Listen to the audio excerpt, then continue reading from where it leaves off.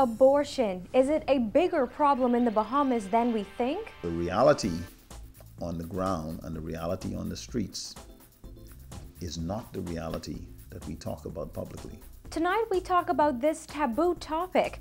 A high-speed chase ends in a shootout between police and 3 alleged gunmen. We've got the details. We chat with the swimmer who will set the mood for the Bahamas Olympic team. I'm just really excited and ready to race. Plus, a new radio station promises to make the summer even hotter. A brand new hot station, 91.7 FM. So turn up the heat and I'll check you bright and early Monday morning, all right? Wakey, wakey! I'm Nakia DeVoe and this is NB12 Weekend.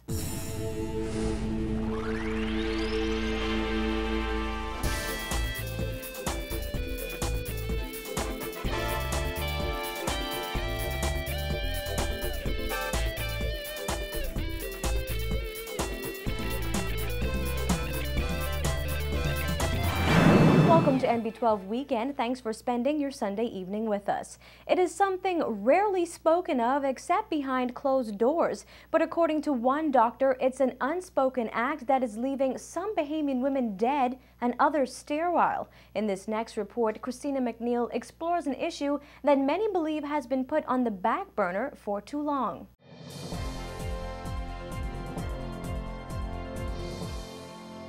According to the Bahamas Penal Code, abortion is illegal, carrying with it a 10-year prison sentence. But there are exceptions that would allow for a legal abortion under special circumstances. But according to Dr. Dwayne Sands, former chairman of the Bahamas Medical Council, many women seek ways around the law, ways that may sometimes jeopardize their health.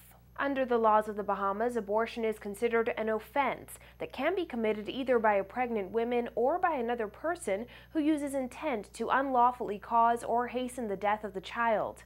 According to the United Nations Secretariat Division of the Department of Economic and Social Affairs, abortion in the Bahamas is permitted in certain circumstances, including to save the life of the woman, to preserve physical health, and to preserve mental health. Instances related to rape, incest, or fetal impairment may be granted an abortion after legal interpretation.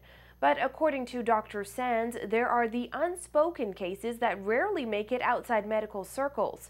Tales of women who have lost their ability to reproduce, or even worse, their lives, as a result of seeking an abortion outside of the law. Young women have died or suffered serious consequences as a result of terminations performed in less than ideal circumstances.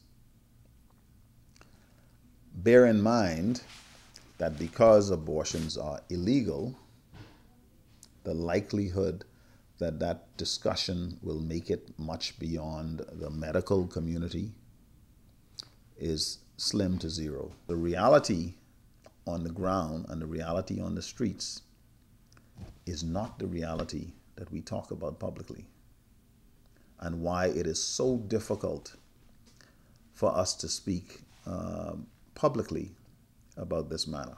As abortion is illegal according to the laws of the Bahamas, there are no records kept when women get abortions for reasons other than those that are medically prescribed. Dr. Sands says that makes it very difficult to determine the scope of the issue when records could possibly be subpoenaed and used to prosecute the woman or the doctor. That being said, Dr. Sands says there are places outside the Bahamas and some within the Bahamas where Bahamian women can obtain an abortion for the right price. The challenge, he says, is in what happens to a woman who seeks an abortion but doesn't have the means to afford it. Clearly, we have a distinction between the haves and the have-nots. And the moral discussion, the religious discussion falls away here, because this is entirely a financial conundrum, a financial problem. Unfortunately now, the likelihood is that that woman will be forced into a less than safe option if she believes that this is something that she has to do. Roe v. Wade is the landmark United States Supreme Court decision that extended women's rights to legally obtain an abortion. Up until that point, abortion laws in the United States were similar to those here in the Bahamas, a situation that caused many women to seek ways around the law in order to obtain an abortion, actions that sometimes led to life-threatening consequences. Debate regarding abortion rights in the U.S. rages on, with opposition reaching violent, sometimes deadly proportions. Dr. Sands says at the very least, he hopes by offering his personal and professional opinion on the matter, it can open the doors to conversation regarding the controversial topic. There are enough other controversies that the government will not take the lead, nor probably should they take the lead in initiating this conversation. And perhaps this ought to start from the ground up. Women's groups, church groups, conversations should be initiated. That's a form of civil society. One of the things that I think a discussion such as this may do is to force us to begin the conversation and perhaps to look objectively and dispassionately at this issue. And we may take teeny tiny little itty bitty steps, primarily intended to tackle what are real public health issues in this country. Reporting for NB12, I'm Christina McNeil. A high-speed chase and an early morning shootout between police and 3 alleged gunmen results in 2 of those men being shot by officers. Police are still on the hunt for the 3rd suspect. According to reports, that shootout took place at Step Street in Fox Hill after 1:30 this morning. It all started when police received information that 3 men in a white Honda Accord were in possession of firearms at Camp Road. When police responded, they spotted the vehicle in the Sutton Street area, but when officers attempted to intercept the Honda, the driver sped off east along Shirley Street. That's when the high-speed chase began.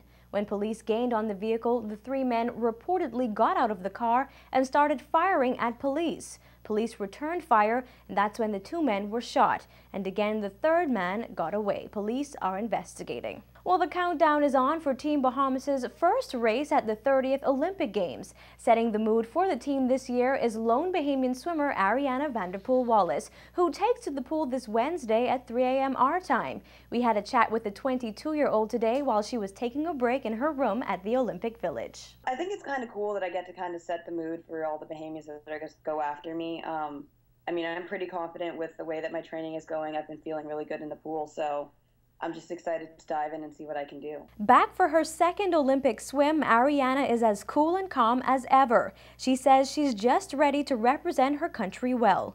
The swimmer is on the cusp of making history, standing a good chance to final in both the 100-meter freestyle and the 50-meter freestyle. She will swim in heat 6 of 7 for the 100 on Wednesday, and she's in the final heat of 10 for the 50-meter sprint on Friday, August 3rd. The local swimming community is hoping for the country's first Olympic medal in the sport. Ariana is just focusing on clocking a best time and hoping everything else falls into place. I kind of just need to swim in my own lane and do what I know I can, and I can't really depend on or think about what other people are going to do, so I just want to swim a best time, and whatever that gets me is what I'm going to be happy with, you know. I don't want to say that I'm going to win a gold medal and then I don't, so I'm disappointed, so I'm just going in and to swim a best time. Bahamians tend to focus more on the track and field events during the Olympic Games, as the sport has racked up the most Olympic medals for the Bahamas. The only other sport to win a medal for the country at that level is sailing. Ariana says she has received lots of support from the Bahamian public, and she's hoping to turn its attention to the pool this year. It's crazy the amount of people that have messaged me or talked to my parents or, you know, gotten in contact with me and just told me how proud they are and how much they're supporting me. I would not be where I am without the Bahamas, and I know that.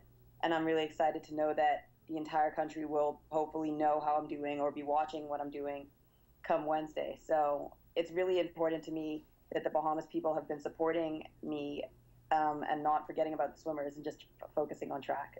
Vanderpool-Wallace is a 2-time National Collegiate Athletic Association champion in the 100 freestyle, and get this, she is the fastest woman to ever swim the 100-yard freestyle in the United States. She holds the U.S. Open record, which she swam at the Southeastern Conference Championships this year. Vanderpool Wallace is definitely an athlete to watch at the London Olympic Games. Well, best of luck to Ariana and the entire Bahamas Olympic team from all of us here at NB12. We'll continue to bring you profiles of the athletes representing the Bahamas in London, so continue to tune in to NB12 Weekend. While flipping through channels on your television with your family, you may come across content that you may not want to expose your children to. While you have the power to control that exposure as a parent, there is also a second line of defense designed to help protect the youngest and most vulnerable viewers and listeners in Bahamian society. Senior Case Officer at the Utilities Regulation and Competition Authority, Vincent Wallace Whitfield, says IRCA has set up guidelines and directives relating to the effect content and programming may have on children. That includes content that may be considered harmful and unsuitable. To that end, Wallace Whitfield says children have been divided into two categories by the regulator: younger children under the age of 12 and older children between 12 and 18 years. He says it is up to the broadcaster, for example, your cable or satellite provider, to ensure that children are not exposed to harmful or unsuitable material. That can be done by scheduling unsuitable programming after 9 p.m. when it is less likely to be seen by children, placing warnings and advisories before such programming is aired, and classifying or rating the content. That's where IRCA comes in. We would deal with it from the standpoint of, if we get a complaint from someone saying that, well, this is inappropriate material for this particular time period, or it's not been suitably classified, then what we would do with it is review it after the complaint is received, and then make a determination from there if necessary. Wallace Whitfield explains that the regulations also pertain to advertisements that may appear to be directed at children, a problem he has noticed in the Bahamas. We have, and we see it here in the Bahamas, is the confusing situation that arises sometimes where we have like a cartoon type advertisement that is really an adult advertisement, but it's put on during outside the watershed period, when children are likely to be watching or listening. Strictly speaking, the broadcaster in that situation is probably not following what's laid out in the code, and if a complaint is received, they probably could find themselves in some serious difficulties.